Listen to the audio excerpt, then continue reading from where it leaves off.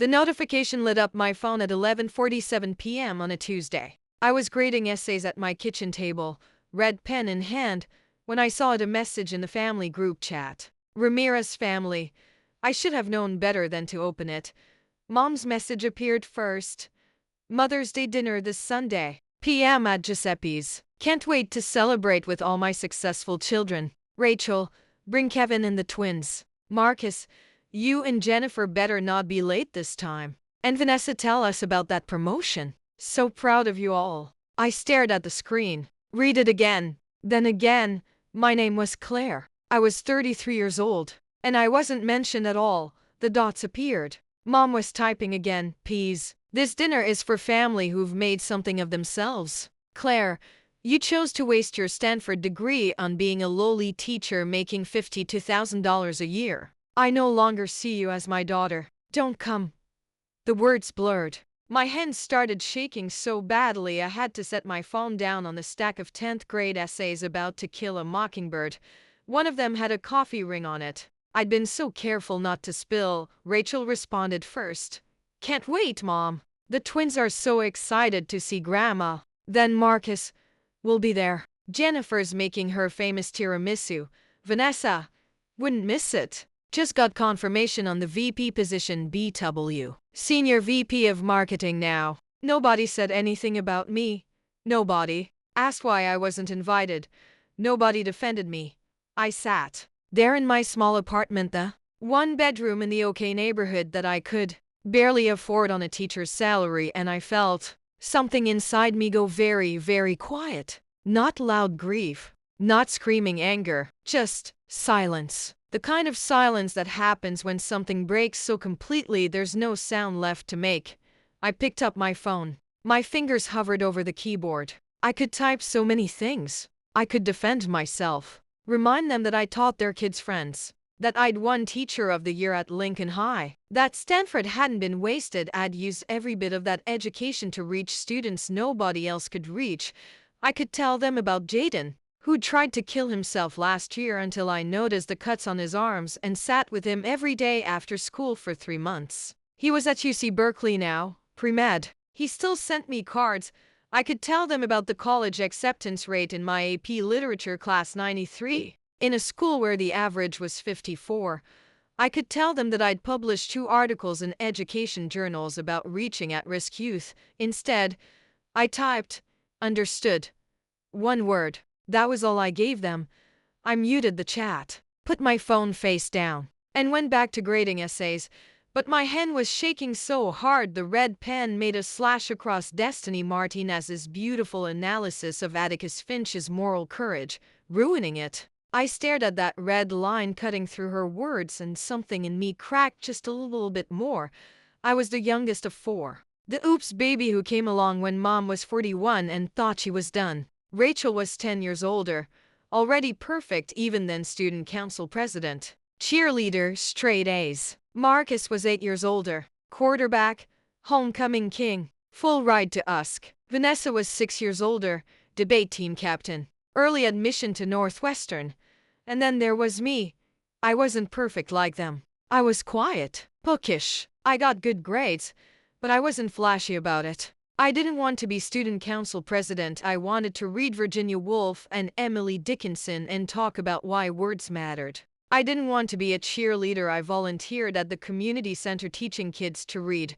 You're wasting your potential, Mom used to say, even back then. You could be anything, Claire. Why do you want to be ordinary? But I didn't want to be ordinary. I wanted to be a teacher. I wanted to be the teacher I'd had in 8th grade, Mrs. Abernathy, who noticed I was reading at a college level and started bringing me books from her personal library. Who told me I had something special? Who made me believe that loving words and stories wasn't weird or boring or worthless? Mrs. Abernathy died of cancer my junior year of high school. I spoke at her funeral. I was 16 years old, standing at that podium, promising her I'd do what she did. I'd make kids feel seen. Mom didn't come to the funeral. She had a charity luncheon. Stanford accepted me with a near full ride. Dad cried when I got the acceptance letter. Mom threw a party, invited everyone she knew, told them her daughter was going to Stanford. My God, can you believe it, Stanford? She never asked what I wanted to study. When I told her I was majoring in education, she went silent, just stared at me across the kitchen island of our big house in Riverside, the one Dad's orthodontics practice had paid for. Education, she finally said, flat, like I'd said I was majoring in failure. I want to teach high school English. You got into Stanford, she said slowly, to become a high school teacher. Yes, Claire. She set down her wine glass. Do you understand how competitive Stanford is? Do you know how many kids would kill for that spot? I know, Mom. And you want to waste it on a 50-a-year job teaching teenagers who won't even remember your name? Mrs. Abernathy, I don't want to hear about Mrs. Abernathy. Her voice went sharp. That woman filled your head with nonsense. You could be a doctor, a lawyer. Rachel's in pharmaceutical sales making 6 figures. Marcus is running a hedge fund. Vanessa's in marketing at a Fortune 500. And you want to be a teacher? Yes, I said quietly. I do. She didn't speak to me for a week, but I went to Stanford anyway. I majored in education with a minor in English literature. I graduated summa cum laude. I got hired at Lincoln High School in Los Angeles, a Title I school where 73% of students qualified for free lunch, where most kids came from homes that didn't have books, where college felt like a fantasy. I loved it. I loved my students, loved their resilience, loved the way their eyes lit up when they finally understood a metaphor, when they saw themselves in a poem, when they realized words could be power. I loved watching Destiny, who'd gotten pregnant at 15 and everyone wrote off, graduate with a 3.8 GPA and a full ride to Cal State Long Beach. I loved watching Marcus, not my brother, my student Marcus Williams, go from failing every class to writing an essay about his incarcerated father that made me cry for an hour. I loved it all, every exhausting, underpaid, underappreciated moment.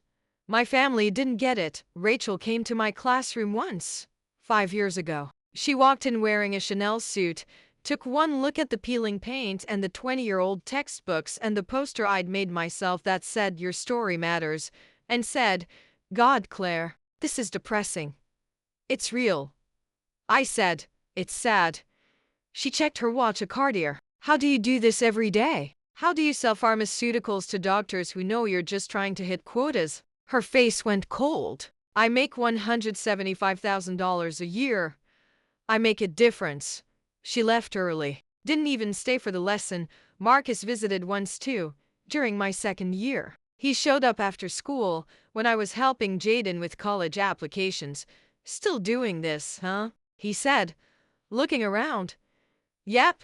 Mom says you could still go to law school. Dad would pay for it." I looked up from Jaden's UC application essay. "I don't want to be a lawyer, Marcus. You want to be this?" Jaden stiffened beside me. I put my hand on his shoulder. "Yeah," I said, meeting my brother's eyes. "I want to be this." He shook his head, left, never came back. Vanessa was the worst. She came to check on me last year, right after she made VP. Took me to lunch at some expensive place in Beverly Hills where the salad cost $28. "Claire," she said, sipping a $15 cocktail, "you know we love you. But Mom's right. You're 33. You're still renting. You drive a 2014 Honda. You can't even afford to come on the family vacation to Italy." "I can afford it," I said quietly. "I'm choosing not to. I'm saving for a down payment." "On what?" "A condo in a bad neighborhood. On a life I actually want." She sighed, looked at me with something that might have been pity. "You were so smart, Claire. I just don't understand why you're settling." I put down my fork. "I'm not settling. I'm teaching kids who need someone to believe in them. I'm showing them that books and words and stories matter. I'm making sure they know they're worth something, even when the world tells them they're not." "How is that settling?" "Because you could be doing something important. This is important. This is a waste." I left. Didn't even finish my $28 salad. That was 8 months ago. And now, sitting in my apartment at midnight, staring at that group chat message, I realized something. They were never going to see me, never going to understand, never going to value what I did or who I was. I was never going to be enough for them. So I decided, right then, sitting at my kitchen table with red pen stains on my fingers and tears on my cheeks. That I was done trying. I didn't respond to the message, didn't call, didn't text anyone privately to ask what I'd done wrong, even though I knew the answer. I'd been born wrong. Born soft where they were hard. Born principled where they were practical. Born to care about things that didn't fit on a resume. The next morning, I went to school, taught my classes, laughed with my students, helped Carmen with her college essay about being the first in her family to graduate high school, stayed late to tutor Miguel in grammar. When I got home, there were 3 missed calls from Dad. I didn't call back. Saturday came. No calls. No texts asking where I was. No one checking if I was okay.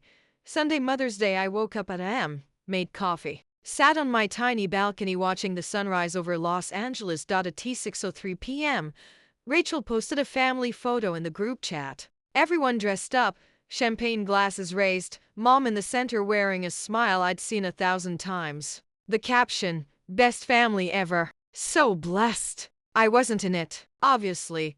There was a gap where I should have been. You could see it if you looked. The way they'd positioned themselves left a space, like they'd forgotten I existed even in memory. I stared at that photo for a long time, then I did something I should have done years ago. I left the group chat, blocked Mom's number, blocked Rachel's, blocked Marcus's, blocked Vanessa's. I kept Dad's number unblocked. He'd never said I was worthless. He'd just never defended me, which was maybe worse. But he was still my father. And then I started packing. I didn't know where I was going. Didn't have a plan. I just knew I couldn't stay in Los Angeles, 20 minutes from the family that didn't want me. Couldn't keep running into Rachel at Whole Foods, or seeing Marcus at Dad's office, or having Vanessa call me every few months to check in like I was a charity case. I needed distance, space, room to breathe without their judgment pressing down on me. I started applying for teaching jobs. Not in California. Anywhere else. Oregon, Washington, Colorado, Montana, Arizona, New Mexico. I applied to 37 schools in 6 weeks. I got callbacks from 14.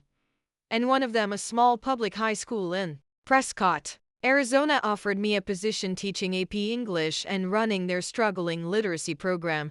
The salary was $58,000, higher than LA. Actually, because the cost of living was lower, the school was 40% low income, 30% English language learners. Same kind of kids I'd been teaching, kids who needed someone to see them.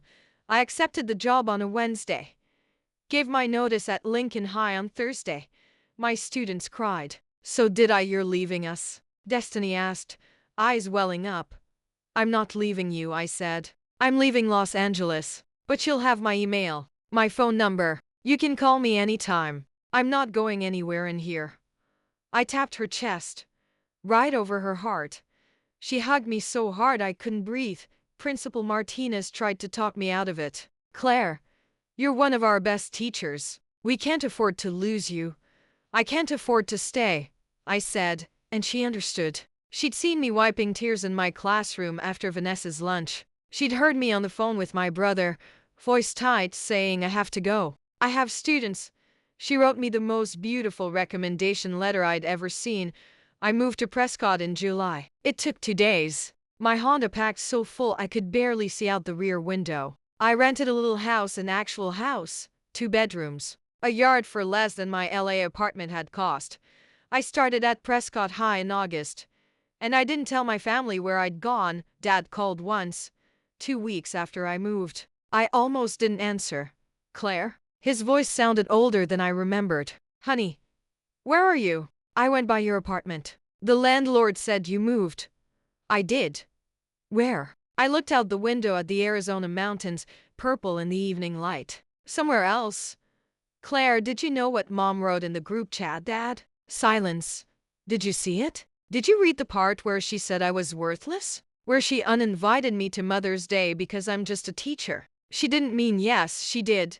My voice was steady, calm. "I'd had weeks to process this. And you didn't defend me. None of you did. Rachel didn't. Marcus didn't. Vanessa didn't. And you didn't." "I'm sorry," he whispered. "I know." And I did. I knew he was sorry. I knew he loved me. But love without action was just words, and I taught English. I knew how little words meant when they weren't backed up by anything real. Can I have your address? I want to send you something. I thought about it. No, Dad, not yet. Maybe not ever. I need space from all of you. I need to figure out who I am when I'm not being measured against Rachel's sales numbers or Marcus's hedge fund or Vanessa's VP title. I need to just be. Claire, I love you, but I can't do this anymore. I hung up.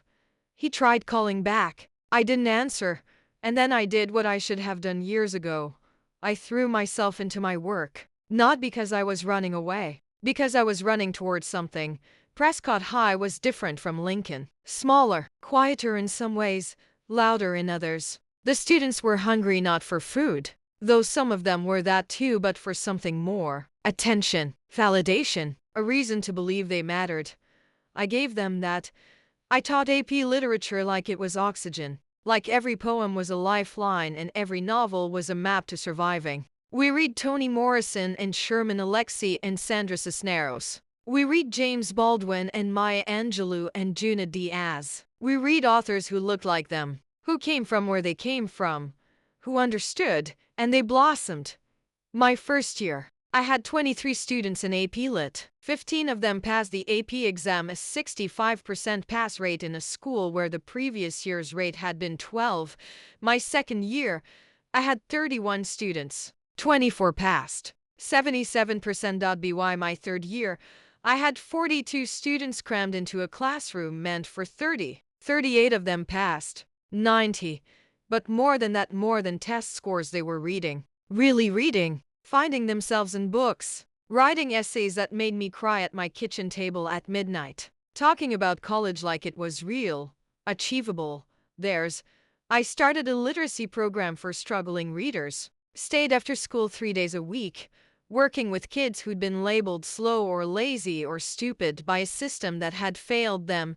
We read together. I bought books with my own money, hundreds of dollars I didn't really have because the school library budget was $400 a year for 800 students. I applied for grants. Small ones, big ones, anything I could find. Got rejected from dozens. Got accepted by a few. I won $5,000 from a local education foundation. Spent every penny on books. I won $10,000 from a state literacy grant. Bought more books. Upgraded our classroom library. Started a lending program so kids could take books home. I wrote articles for education journals about literacy intervention with at-risk youth. Got published 3 times. And slowly, quietly, without meaning to, I built something. A program. A reputation. A waiting list. Parents started requesting me for their kids. The principal started sending the difficult students to my class, the ones other teachers had given up on because somehow they did better with me. I didn't do anything special. I just saw them, listened, believed them when they said they were trying. Gave them books that spoke to their lives and told them their stories mattered to. It wasn't glamorous. I still made $58,000 a year. Still drove my 2014 Honda. Still lived in my little rental house with the yard I'd turned into a vegetable garden because I couldn't afford to buy all organic produce. But I was happy. For the first time in my life, I was genuinely, completely happy. I didn't think about my family much anymore. Didn't check their social media. Didn't wonder what they were doing for holidays. I made my own live friends from school, a book club with other teachers, hiking groups on weekends. I dated a little. Nothing serious. A few nice men who took me to dinner and told me I was too intense, too passionate about my work, too invested in my students. It never worked out. I was okay with that. I had my students. I had my books. I had my little house and my garden and my mountains. I had enough. 3 years passed like that. Quiet, steady, good. And then, in October of my 4th year in Prescott, everything changed. I got an email from the Arizona Department of Education. Subject line: Arizona Teacher Excellence Award finalist notification. I almost deleted it. Thought it was spam, but I opened it. Dear Miss Ramirez, congratulations. You have been selected as a finalist for the Arizona Teacher Excellence Award. This award recognizes educators who demonstrate exceptional commitment to student success. innovative teaching practices, and measurable impact on student outcomes. Your application submitted by Principal Rodriguez and 14 former students was reviewed by a committee of educators, community leaders, and state officials. We were particularly impressed by your literacy intervention program and your work with at-risk youth. The award ceremony will be held on November 15th at the state capitol. Governor Martinez will personally present the award to the winner. Each finalist receives a $5,000 grant for classroom resources. The award winner receives $50,000 for their school's literacy program and a $25,000 personal prize. Please confirm your attendance by October 20th. Sincerely, Dr. Patricia Hoffman, Arizona Department of Education. I read it 3 times. Then I called Principal Rodriguez. You submitted me for an award, I said when she picked up. Claire. She sounded delighted. You got the email. I'm so proud of you. You didn't tell me you were submitting me. I wanted it to be a surprise. You deserve this. Everything you've done for these kids, the literacy program, the AP scores, the college acceptances. Do you know how many of your students are in college right now? I did know. 53. I kept a list on my wall, updated every year. Photos and names and schools. My kids. There are 4 other finalists, she continued. All incredible teachers. But Claire, I think you have a real shot at this. The committee loved your work. I didn't know what to say. Will you go? She asked. To the ceremony? Yes, of course. Good. Because 14 of your former students wrote letters supporting your nomination. They're all coming to the ceremony. Some of them are driving down from Flagstaff and Phoenix. My eyes filled. They did? They love you, Claire. And they should. You changed their lives. I hung up and sat very still in my classroom, afternoon light slanting through the windows, and I let myself cry.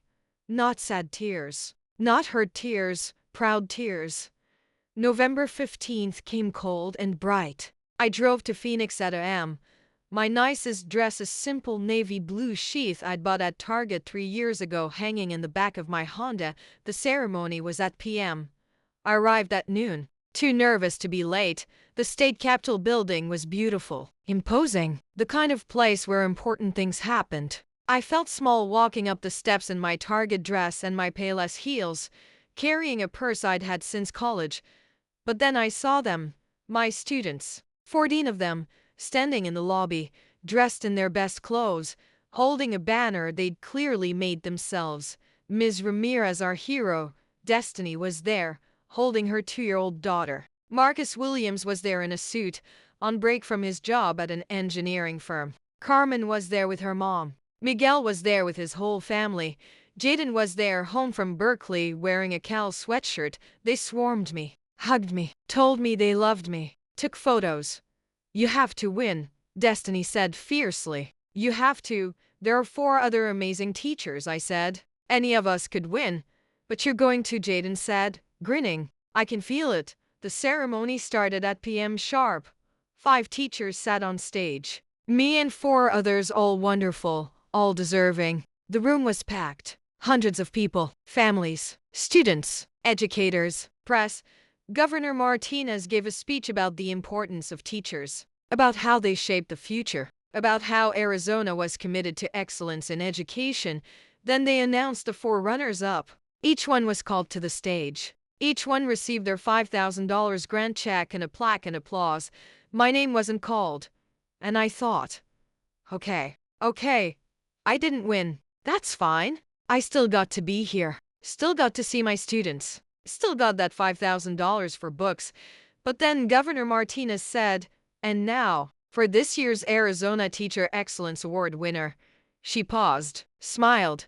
This teacher has been at Prescott High School for years. In that time, she has transformed their literacy program, raising AP passage rates from 12% to 90%. She has personally mentored 53 students who are now in college, many of them the first in their families to attend. She has published research on literacy intervention. She has spent thousands of her own dollars on books for students who couldn't afford them. And most importantly, she has shown every single one of her students that they matter, that their stories matter, that they are worth believing in. My heart was pounding so hard I thought I might pass out. Ladies and gentlemen, The Arizona Teacher Excellence Award goes to Claire Ramirez. The room erupted. My students were screaming, jumping, crying. I stood up on shaking legs, walked to the podium, accepted the plaque and the check. 50 LOO for Prescott High's literacy program, $25,000 for me personally, and tried not to sob. Governor Martinez shook my hand. "Thank you," she said quietly, "for doing the most important work there is." Then she handed me the microphone. I looked out at the crowd, at my students, who were still crying and cheering, at Principal Rodriguez, who was beaming, at the other teachers who were clapping genuinely, generously.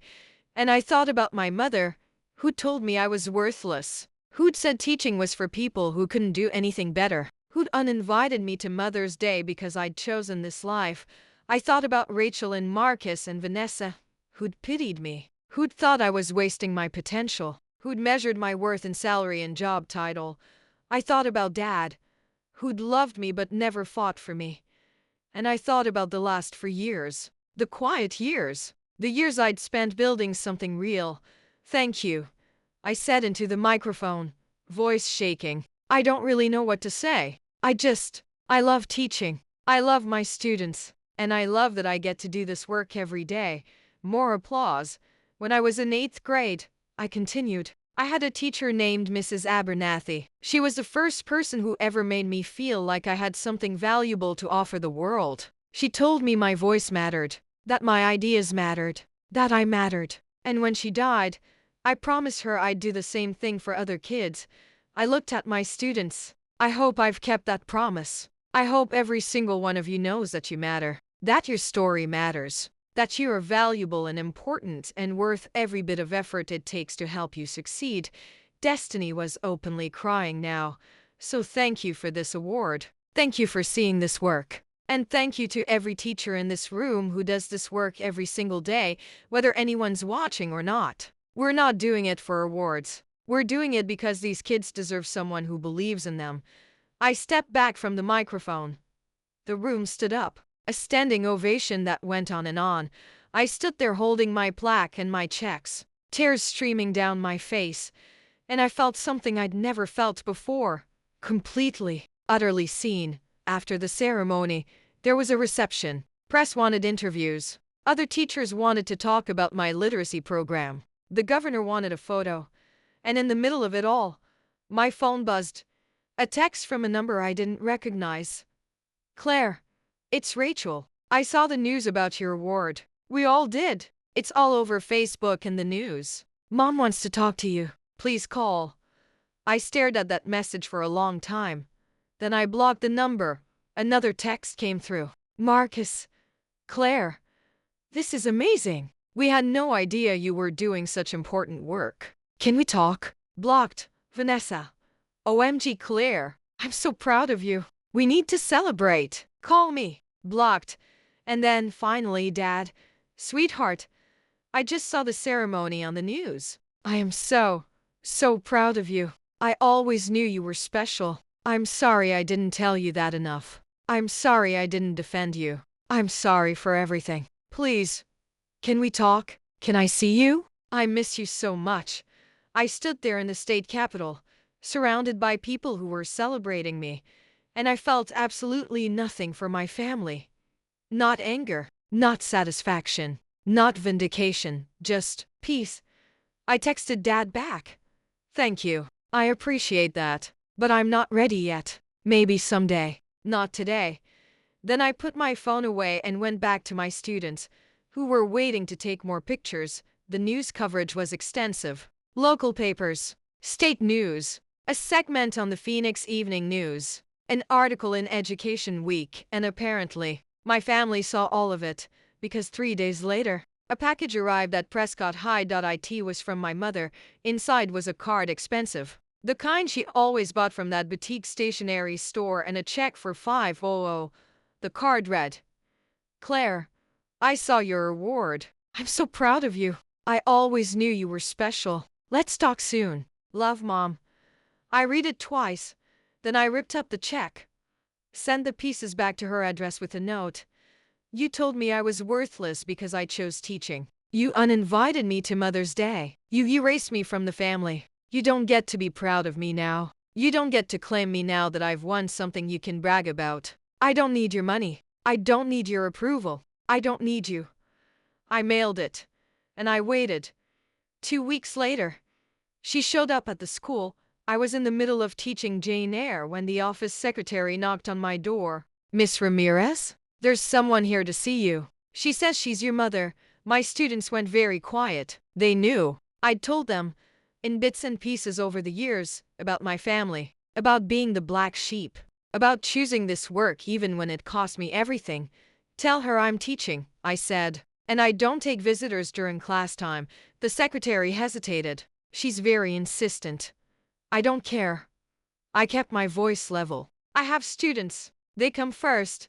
She nodded and left. I went back to Jane Eyre, to talking about what it means to refuse to be small just because someone else wants you to be. After school, I found my mother waiting in the parking lot. She was leaning against a Mercedes new, sleek, probably $80,000. She was dressed in designer everything.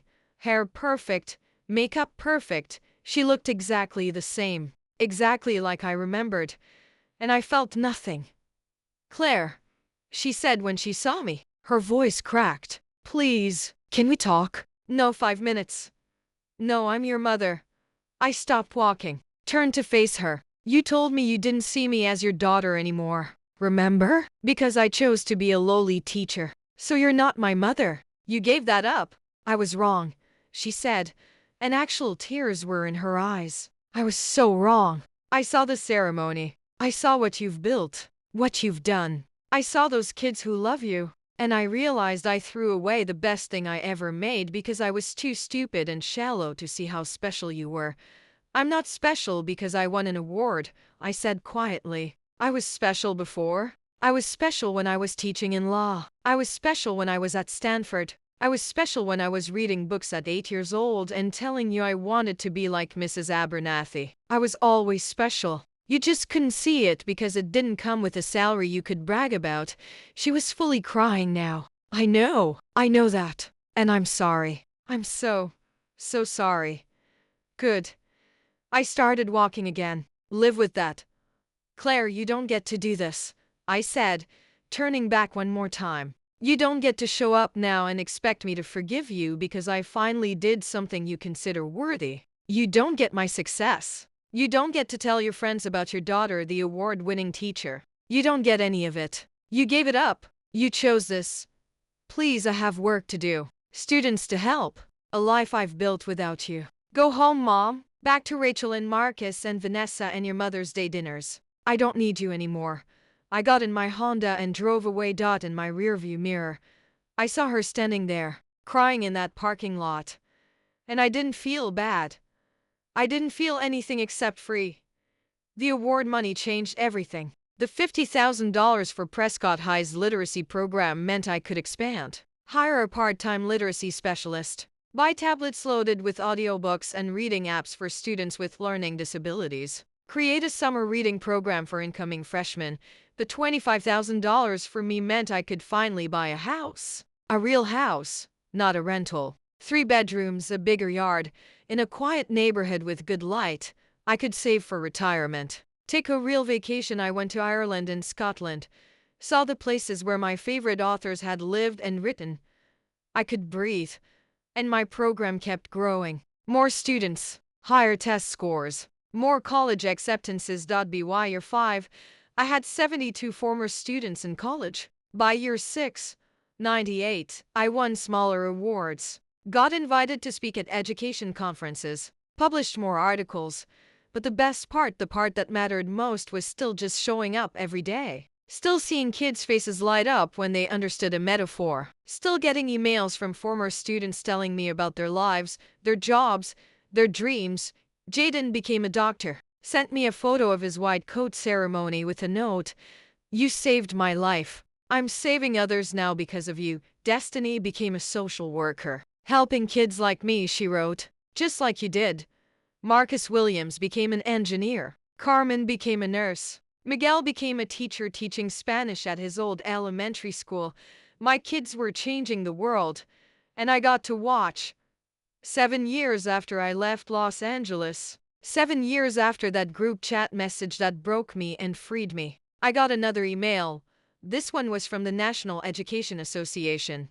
Subject line: National Teacher of the Year finalist notification. I sat in my office. I had an office now, as department head, and stared at that email for 10 full minutes. Then I called Principal Rodriguez, who was now Superintendent Rodriguez. Did you submit me again? I asked. The state did, she said. Arizona gets to nominate one teacher for National Teacher of the Year. The committee chose you unanimously. National Teacher of the Year. 5 finalists from across the country. 1 winner. The ceremony would be at the White House. The president would present the award. Claire, she said softly, you've earned this. Everything you've built here, it's extraordinary. You're changing education in Arizona. The literacy model you created is being adopted by 12 other schools in the state. Your students' success rates are legendary. You deserve this recognition. I thought about saying no, about staying small and quiet and just doing my work. But then I thought about every kid I'd ever taught who'd been told they were nothing. Every student who'd been written off. Every young person who needed to see that doing good work, important work, meaningful work, that it mattered. Okay, I said. I'll do it. The vetting process took months. Interviews, classroom observations, reference checks. They talked to my students, my colleagues, parents, community members. They dug deep, and in March, I got the call. Miss Ramirez, this is Secretary Chen from the Department of Education. I'm pleased to inform you that you've been selected as one of 5 finalists for National Teacher of the Year. The final ceremony will be held at the White House on May 15th. My hand shook so badly I almost dropped the phone. The president wants to meet all 5 finalists personally, she continued. There will be extensive media coverage. Your story will be shared nationally. Are you prepared for that? I thought about my mother, about Rachel and Marcus and Vanessa, about the family that had erased me. Yes, I said, I'm prepared. The next 2 months were chaos. More interviews. A film crew that came to Prescott to document my classroom. Articles in major newspapers. A segment on the Today Show. And then, inevitably, my family found out. Dad called first. I'd unblocked his number years ago, though we only talked every few months. Polite conversations. Surface level. He'd ask about my life. I'd give short answers. He'd apologize again. I'd say it was okay even though it wasn't. Claire, he said, voice shaking. I saw the news. National Teacher of the Year finalist. Sweetheart, I'm so proud I can barely breathe. Thank you, Dad. Your mother saw it too. Silence.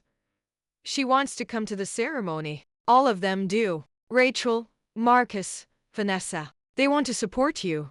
I laughed. Actually laughed. Support me? Now? After 7 years? They've changed, Claire. Seeing what you've accomplished, I haven't changed, Dad. I'm doing the exact same work I was doing 7 years ago when Mom told me I was worthless. The only thing that's changed is that now there's a fancy award attached to it. Now it's something they can brag about.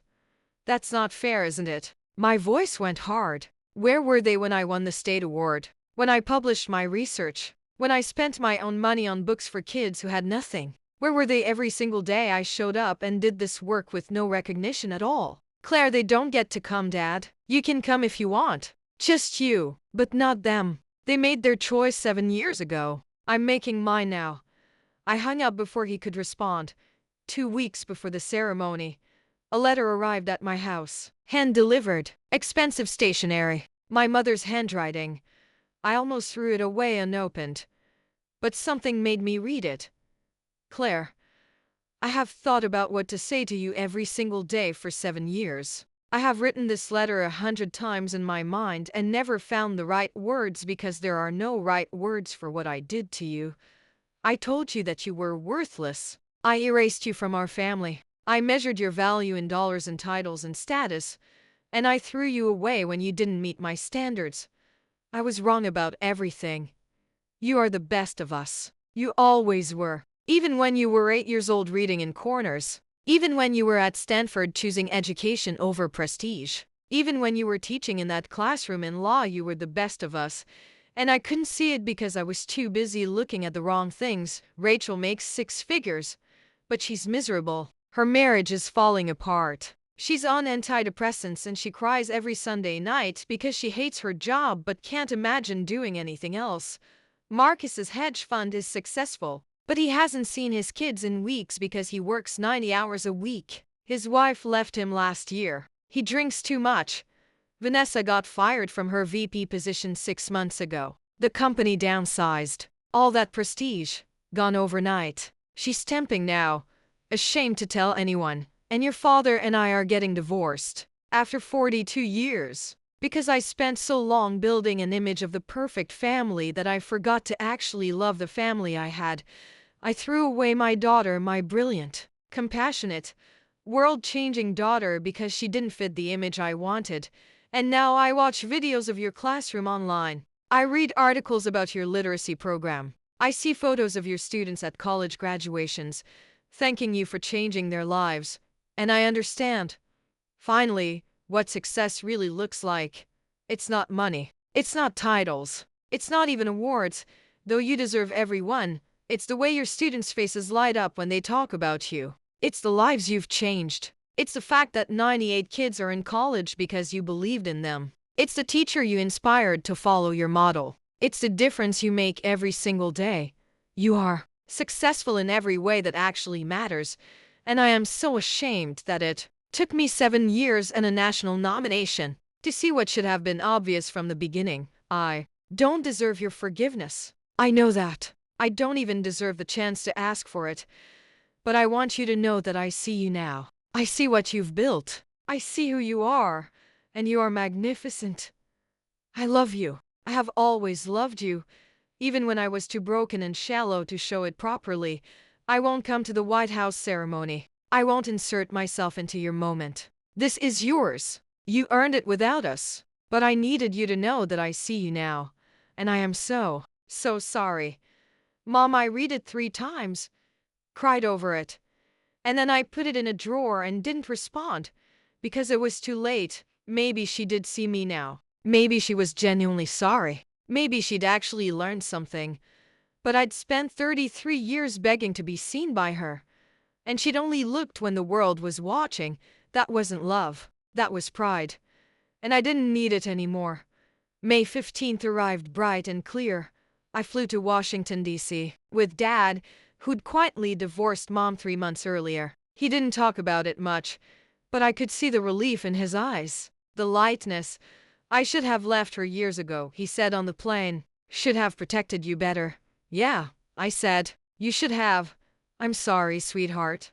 I know, Dad. I know you are. He took my hand. Can we start over? Can I be the father I should have been?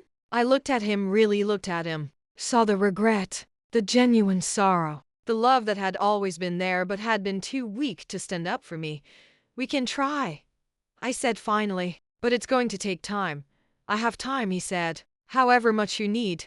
The White House was breathtaking. Huge and white and imposing and beautiful. My students came. 23 of them, scraping together money for flights and hotels because they refused to miss this. Destiny brought her daughter, now 7. Jaden brought his fiancé. Marcus Williams brought his whole family. They filled 3 rows in the East Room. The 5 finalists sat on stage. Me and 4 other incredible teachers from Texas, Ohio, Michigan, and Vermont. All of us doing extraordinary work. All of us deserving. The president gave a speech about education, about the teachers who shaped our lives, about investing in public schools and the people who made them work. Then he called each finalist up individually, talked about our work, presented us with awards and prizes. When he got to me, he paused. Claire Ramirez has taught for 11 years. In that time, she has personally mentored 147 students who are now in college. She has raised AP passage rates from 12% to 94%. She has published groundbreaking research on literacy intervention with at-risk youth. She has created a literacy model now being used in 32 schools across Arizona and 5 other states. She has spent over $30,000 of her own money on books and resources for students who had none. My students were crying in the audience. But more than that, The president continued, Miss Ramirez represents what teaching should be. She doesn't do this work for recognition. She does it because she believes every child deserves someone who sees them, who believes in them, who tells them their story matters. He looked at me. Miss Ramirez, your students say you saved their lives, that you were the first person who ever made them feel like they mattered. That's not just good teaching. That's love. That's service. That's changing the world one young person at a time. I couldn't stop crying. And so, he said, it is my honor to announce that this year's National Teacher of the Year is Claire Ramirez. The room exploded. My students jumped to their feet, screaming and crying and cheering. Dad was sobbing in the front row. The other finalists were clapping, genuinely happy for me even though they hadn't won. And I walked up to the President of the United States and accepted the award for being the best teacher in the entire country. The kid they'd said was wasting her Stanford degree. The daughter they'd called worthless. The teacher who'd chosen love over money and changed 147 lives because of it. At the reception afterward, I was surrounded by press, by educators, by politicians who wanted photos. And my phone buzzed. A text from Rachel.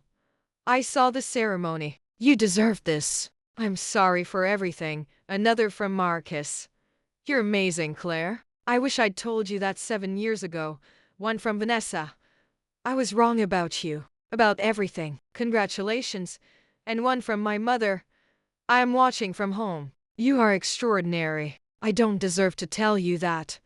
But it's true. I love you. I read them all. And I deleted every single one without responding, because they'd had 7 years to say these things. 7 years to reach out. 7 years to tell me I mattered. They'd waited until the whole country was watching.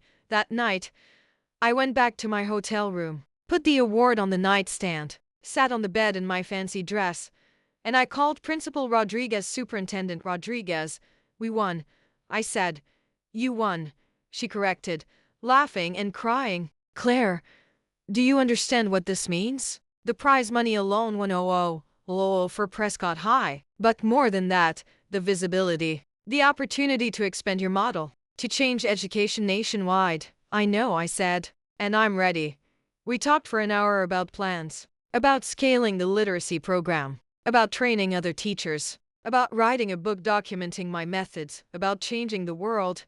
When I hung up, I sat in the quiet of that hotel room and I thought about the girl I'd been 7 years ago, sitting at her kitchen table at midnight, reading a group chat message that had shattered her. Claire, you chose to be a lowly teacher. I no longer see you as my daughter.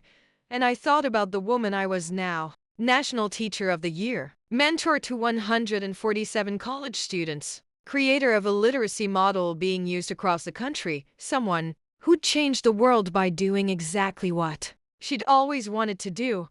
I didn't need my mother's approval anymore. I didn't need Rachel's admiration or Marcus's respect or Vanessa's validation. I didn't even need the award, though I'd earned it. I just needed to keep doing the work, keep showing up for my students, keep believing in kids nobody else believed in, keep being exactly who I'd always been. The next morning, I flew home to Prescott, went straight from the airport to the school. My students had made a banner. National Teacher of the Year. We knew I'd all along. They rushed me when I walked in, hugged me, cried, took a million photos, and I stood there, surrounded by the kids who actually mattered, who'd always mattered, and I felt completely whole. 3 months later, I got one final letter from my mother. No apology this time. No justification. Just 3 sentences. You were right.